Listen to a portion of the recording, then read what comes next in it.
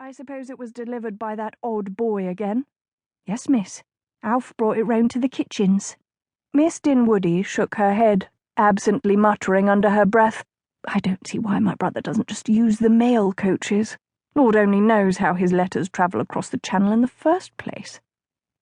Bridget had an idea about that, but it wasn't her place to comment on the Duke's unusual means of communication. Instead, she led the way up the grand staircase and down a wide hallway to the library. The Hermes House staff was reduced since the Duke wasn't in residence, but Bridget ran a tight ship. The rooms on this floor were thoroughly aired and dusted every other week, that day falling today.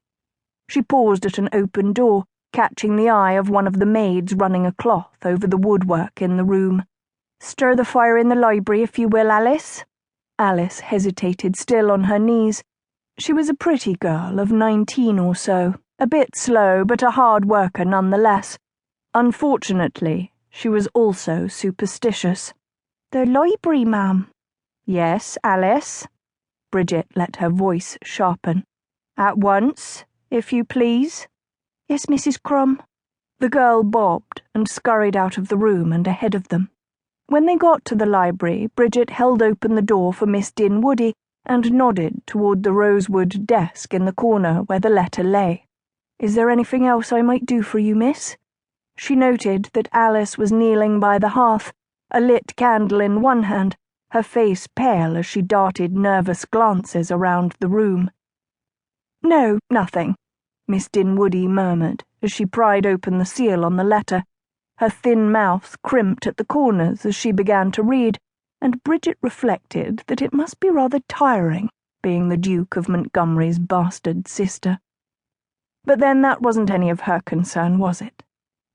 She jerked her chin at Alice, who had the fire blazing, and the girl leaped to her feet, nearly running to the door.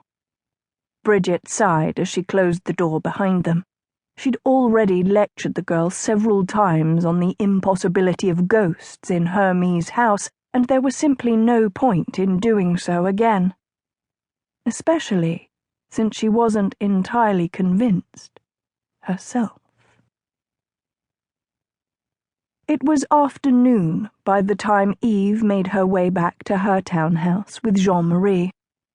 Her brother had found the townhouse for her, of course, found it and paid for it.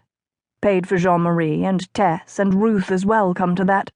Val saw to it that Eve lived very comfortably, but that wasn't the reason she'd agreed to manage his investment in Harte's Folly when he'd been forced to leave the country so suddenly. She sometimes wondered if he had any idea at all why she'd done it. Val dealt so much in debt and money and silken threats that he might not recognize when a person did something purely for love. The thought saddened her somehow. Eve doffed her bonnet inside her hallway. "Ask Tess to bring me a luncheon tray, please, Jean-Marie, and some tea." Jean-Marie shook her a look of concern, but nodded before disappearing into the back of the house. Eve wondered what he'd say to Tess about their morning's outing, about her fleeing the garden, about her trip to her brother's big empty house, and the letter she'd read there. The letter in which Val expressly forbade her to cut off Mr. Harte or sell the stake. Blast Val, anyway.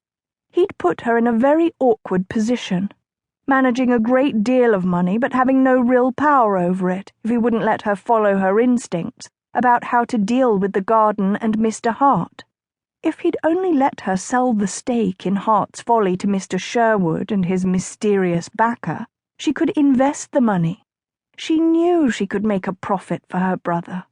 Over the last 5 years, Eve had invested her own pin money in a shipping company and had seen a small but tidy increase in the capital. Unfortunately, she wasn't at all sure that it was entirely the money Val was most concerned about when it came to Harte's Folly.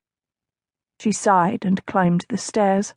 Her sitting room was at the top, and she crossed the room to her work table. On it was her bronze magnifying glass. It was attached to an arm that swung from an upright stand.